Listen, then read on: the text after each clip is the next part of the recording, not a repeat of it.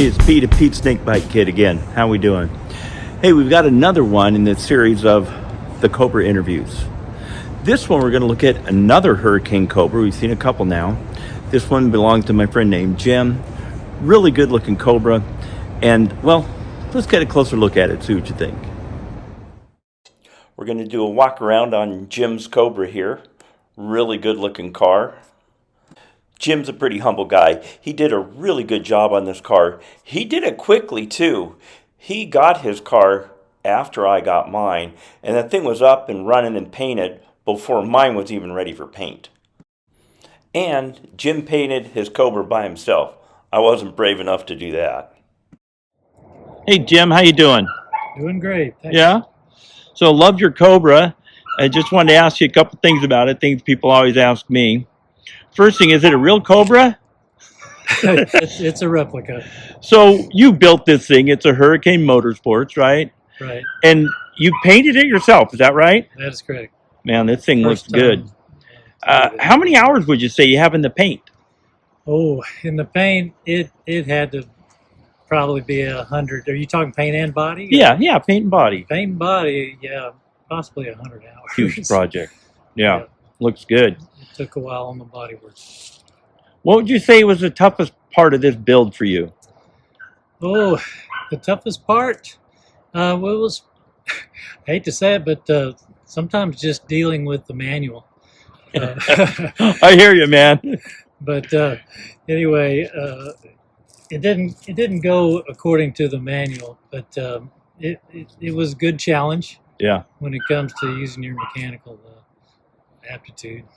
I learned a lot of patience on mine. Yeah, a lot of patience. Yeah. You got the kit, and how long would you say it took you to build the thing? You know, it didn't seem like it took me all that long. The kit is really good when it comes to, having the parts to put it together without doing a lot of fabrication. Yeah. And not a lot of rivets and stuff like that. So I'm just guessing, but maybe 200 hours. That's not bad. I mean, it's a whole car. Yeah. Just a bunch of boxes when you got it on. A bunch of boxes. Tell us about the engine. What have you got in there? Well, I've got a 351 roller block, and I had it bored and stroked to a 408. And I'm using a Edelbrock manifold with the Edelbrock carburetor. Yeah, good. Had it dynoed or anything? No, I haven't had it dynoed. It's got plenty though, I bet. It has more. It'll scare me. Yeah, I know what you mean. What's your favorite part about the car? My favorite part of the car.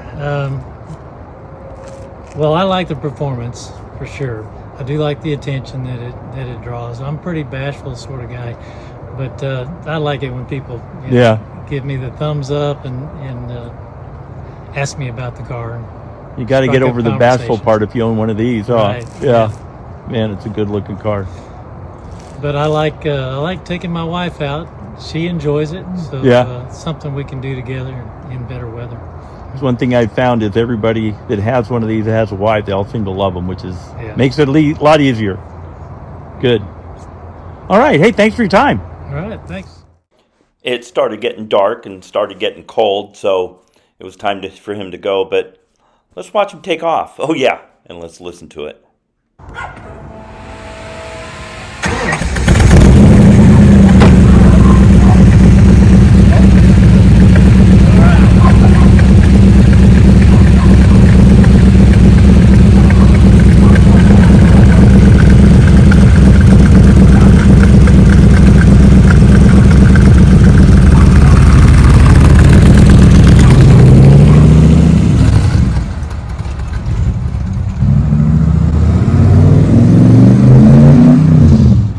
Isn't it true though?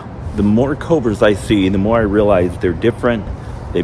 People do them different ways, but they all look good from any angle.